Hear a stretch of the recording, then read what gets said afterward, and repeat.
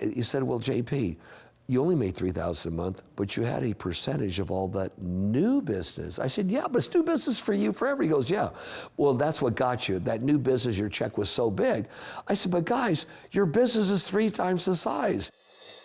What's the earliest job you ever remember having? I remember every job I've ever had. First job I had where I got paid for was 7 years old. And I were at the Variety Boys Club. My brother and I made a flower box. We went around selling it. Made it for a quarter, sold it for 50 cents. The first month after month paycheck I ever got was at 11 years old for the LA Examiner. It was a big morning newspaper at the time.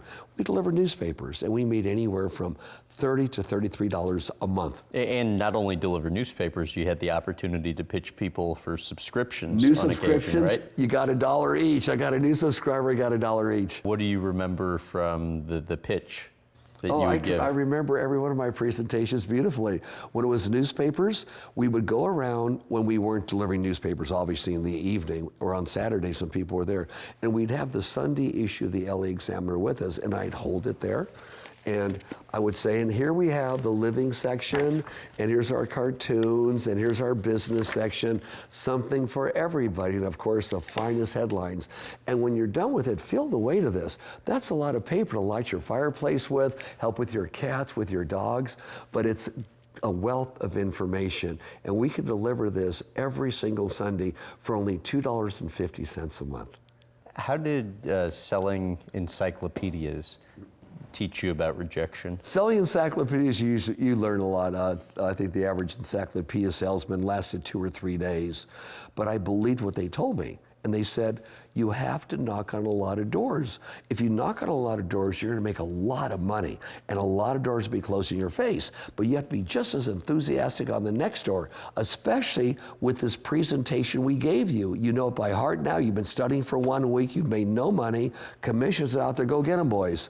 And I believed him. So day after day, I'd knock on doors. Nobody would buy anything from me. Eventually, I made a sale. What was it about that skill, though, that just made you say before, if that job existed, you'd want to have had your kids do it? I'd make all my kids do it for at least 3 months if it existed.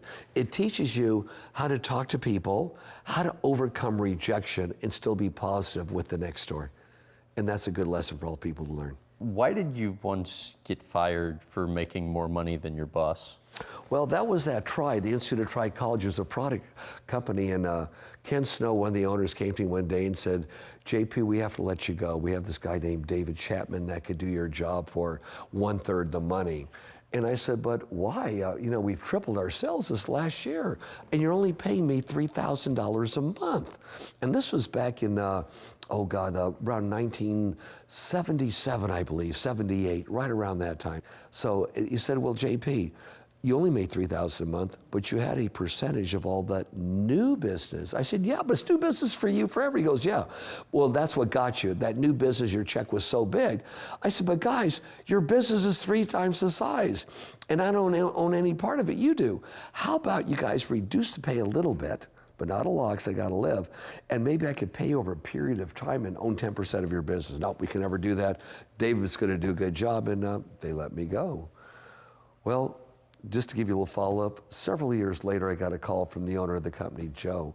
He said, JP, how about I give you half the company and come and run it like you're doing Paul Mitchell? I said, no. I said, I'm with Paul Mitchell now. It's my company. With Paul, we own 50-50. At that time, we were 50-50 partners. And no, but thanks anyways.